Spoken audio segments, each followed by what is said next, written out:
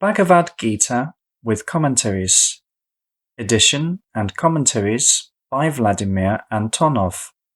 Narrated by Nicholas. The Bhagavad Gita, or, in translation from Sanskrit, the Song of God, is the most important part of the Indian epic poem Mahabharata. The latter describes events that took place about 5,000 years ago. The Bhagavad Gita is a great philosophical work that played the same role in the history of India as the New Testament did in the history of the countries of the European culture. Both these books powerfully proclaim the principle of Love-Bhakti as the basis of spiritual development of man. The Bhagavad Gita also presents us with a complete notion about such fundamental problems of philosophy as what is man, what is God, what is the meaning of human life, and what are the principles of human evolution. The main hero of the Bhagavad Gita is Krishna, an Indian Raja and an avatar, an embodiment of a part of the Creator, who gave to people through Krishna the greatest spiritual precepts.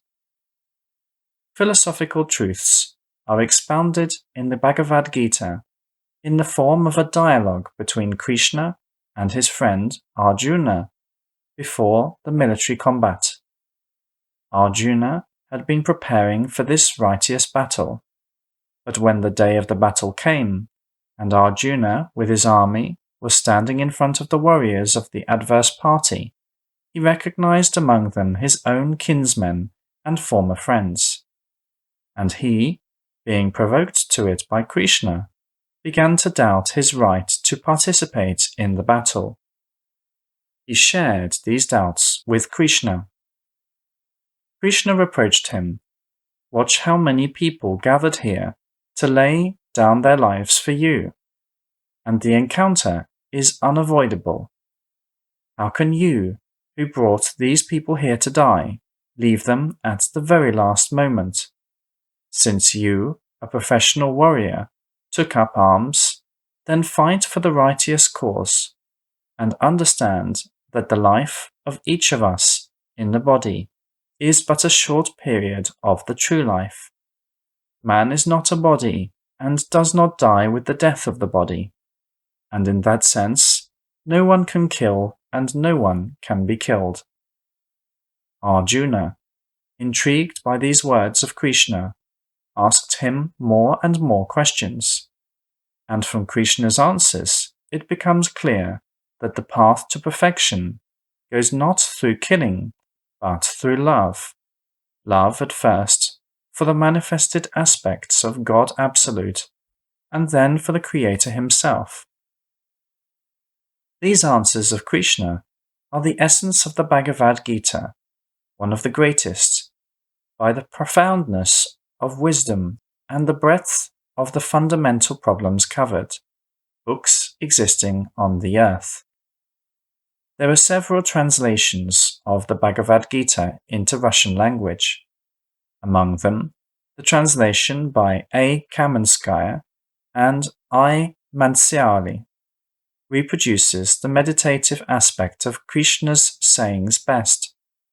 Yet, for many verses of the text, the translation is incomplete. The translation by V.S. Sementsov is a successful attempt to reproduce the poetic structure of the Sanskrit Bhagavad Gita. The text in this form, indeed, flows like a song, but the exactness of the translation in some cases got worse. The advantage of the translation made by the Society for Krishna's Consciousness is that it is accompanied by the Sanskrit text, including transliteration, but the content is extremely distorted.